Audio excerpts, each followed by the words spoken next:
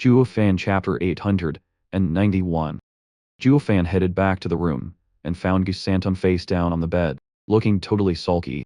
Seeing that childish display, Zhuo Fan walked over, gave the kid a light pat, and teased, "Hey kiddo, are you still feeling salty? Lighten up a bit. They only look down on us because they think we're just small fry. But hey, playing weak makes them let their guard down, which makes it way easier for us to gain their trust. When the time is right, we'll be the ones pulling the strings and using them as pawns for our own goals.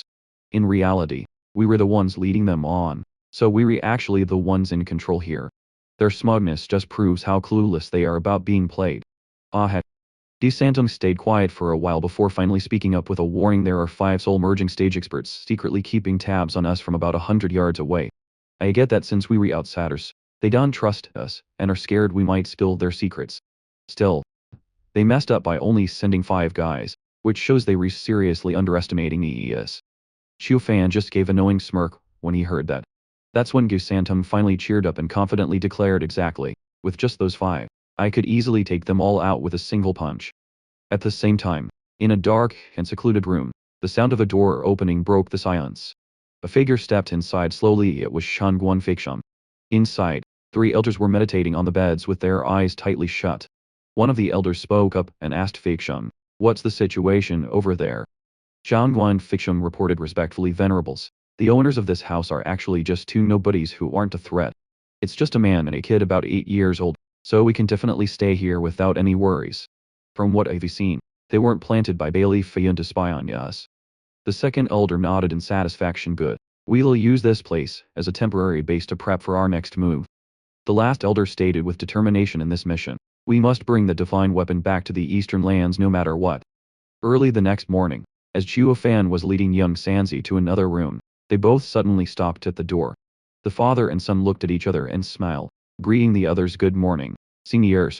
What a surprise to see you here." At the main entrance, 2 tall men were standing guard strictly. Both were soul-merging stage experts, radiating a powerful aura, and staring coldly at Zhuo Fan and his son. The 2 of them raised their arms to block the way, stopping them from going any further. Zhuo Fan acted confused and just stood there, waiting for an explanation. One of the guards gave a disdainful smirk. "Sorry, but you're now considered a relative of the master. For your own safety, it's best if you don't head out right now." "Oh, is that so? My status has become way more important than before, hasn't it?" "Aha." Zhuo Fan feigned surprise and laughed. "You guys are so thoughtful to worry about our safety like that. Are you really looking out for us? Well, sorry for the trouble then, and thanks a lot." After that, Zhuo Fan gave a humble bow and led young Sanzi back inside. The 2 guards watched them go and mocked the father and son for being so cowardly. Once they were out of earshot, Gusantum immediately got angry and muttered about how these people were crossing the line by putting the homeowners under house arrest while staying as guests. "Chill out, young Sanzi. What did I tell you? Yesterday was basically our last bit of freedom." Zhuo Fan comforted him softly, "But look on the bright side. This actually works in our favor. Them restricting our movement gives us a chance to sit tight and watch their every move. We'll just wait for them to clash with the Feiyan Manor people, and then we'll step in to finish our mission." Gusantum nodded, getting the point, but he was still annoyed. "So boring. I wonder when these cowards will finally make a move. Are we really just gonna stay locked up like this forever?" "Don't worry, this won't last long. Because the longer they stay here, the more danger they're in. They're definitely more anxious than we are to wrap this mission up and get home safely." Zhuo Fan smiled, ruffled Gusantum's hair, and said casually, "Our job now is just to sit back and wait for the show to start." Gusantum reluctantly agreed. "Fine, I guess I'm a prisoner once again. Anyway, I've been used to this since back in Tianyu." Suddenly, a clear laugh rang out from behind. "Where did you 2 just get back from?" Without even turning around, the father and son knew right away that the young lady was paying them another visit. Shangguan Qingjian appeared before them, looking radiant.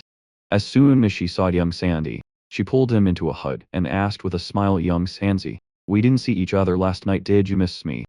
Zhuo Fan stood nearby looking annoyed, thinking it was weird for this girl to expect him to miss her after just one night. He figured they weren't close enough for that kind of sentiment. Just as expected, Gusantum coldly replied, "I didn't miss you at all." Shangguan Qingjian asked, surprised and hurt, "Young Sanzi, why are you always so cold? Put me down. I want to go back to my room and sleep." Gusantum turned his head away, his voice sounding incredibly cold. Shangguan Qingjian was confused by the kid's distant attitude since she hadn't done anything wrong to him. She looked at Zhuo Fan with a questioning gaze. Zhuo Fan explained awkwardly, "Don't mind him. He's just naturally moody and gets grumpy easily. I promised to take him out this morning, but since my status has changed and people are so worried about my safety that they advised me to stay in my room. That's why the kid's been in a bad mood." "What? You mean they've got you two under house arrest?" Shangguan Qingyan blurted out in shock. "This is literally your house. We were already in your debt for staying here, so how can they be so out of line? Isn't this basically just hijacking someone else's home? I can't believe the Shangguan clan has people this shameless. Don't be sad, young Sanzi. I'm personally taking you out to play today no matter what." After saying that, Shangguan Qingjian picked up young Sanzi and marched straight toward the main gate. Zhuo Fan gave a smug smile and quickly followed to see how things would play out. His attitude now was a total 180 from his earlier submissiveness. The two guards quickly bowed when they saw Shangguan Qingjian approaching, greeting, "Miss." Shangguan Qingjian angrily demanded, "What on earth do you think you're doing? This is the Gu manor, so what right do you have to restrict their freedom? Are you planning to act like bandits and just see someone else's home? The Shangguan clan has always valued etiquette. Have you all completely forgotten that? Please calm down, miss. This is actually..." The two guards explained in a panic that they were just following the master's orders. Shangguan Qingyan was totally caught off guard. "Did my father really order that? No way. Yesterday, he specifically told you to treat them kindly, and like family." The two guards further explained that the master did it because he was so worried about the young master's safety. They claimed the situation outside was currently a mess and not safe at all. However, Shangguan Qingjian immediately shut them down. "That's ridiculous. Don't think I'm that easy to fool. They aren't related to us, and haven't done anything wrong, so what kind of danger could they possibly face just walking around town? It's obvious you're just trying to keep them under house arrest. You're doing these shameful things all in the name of protecting me. Get out of the way right now. I'm definitely taking young Sanzi and Mer out to play today. This is really putting us in a tough spot." The two guards looked at each other, totally stuck on how to handle the situation. Meanwhile, Zhuo Fan kept quiet and watched everything unfold from a corner. He wanted to use the Shangguan clan's influence to avoid being messed with by others. Since he didn't want to show his hand, he chose to let everyone see that the young lady was the one protecting him and his son. This would make anyone with bad intentions think twice and stop bothering him. Right then, a voice called out from behind, announcing that the master needed to see the young lady for something urgent. "Brother Gu and the kid should come along as well."